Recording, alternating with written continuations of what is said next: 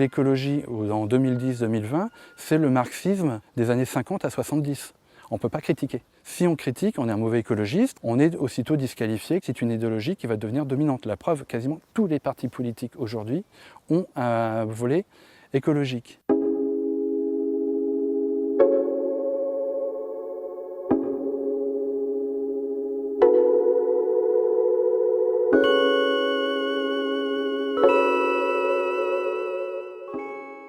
On ne pourra imposer un discours écologique construit, organisé, un système écologique abouti que d'une manière autoritaire. Il y a des personnes modérées qui peuvent avoir ce type de discours parce qu'ils sont persuadés qu'on va vers une catastrophe. On est dans un discours apocalyptique, millénariste, presque chrétien. On est sommé de modifier notre mode de vie.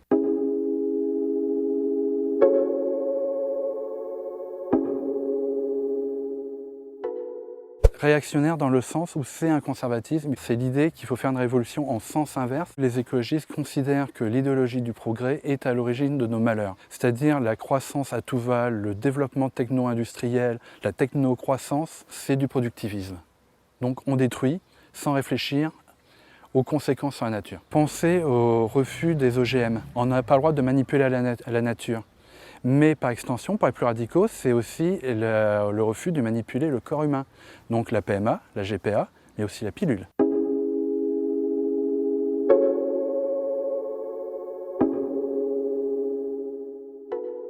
L'écologie peut rassembler et des gens de gauche et des gens de droite. Après, on peut considérer qu'on peut être écologiste et de droite, écologiste et de gauche. Toute la problématique vient de là.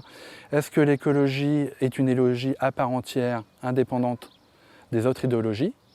Ou est-ce qu'on peut retrouver des éléments écologistes dans les idéologies? Quand je vous dis marxisme, vous pensez d'office à Karl Marx, à la lutte des classes, etc. C'est une idéologie précise. Vous me dites écologie, je peux vous donner des auteurs et de droite et de gauche. Donc j'ai du mal, tout simplement d'un point de vue pragmatique.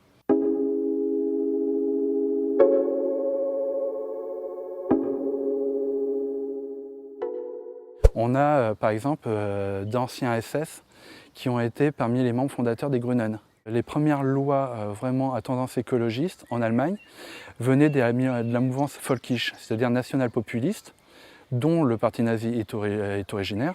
Les nazis viennent des völkisch et ça date quasiment de la fin du 19e, début 20e. L'Allemagne est un pays qui est passé d'état médiéval, archaïque, à état industriel et quasiment première puissance industrielle européenne en quasiment 20 ans. Donc cette violence de l'urbanisation, de l'industrialisation à outrance ont favorisé l'émergence de ces considérations écologiques.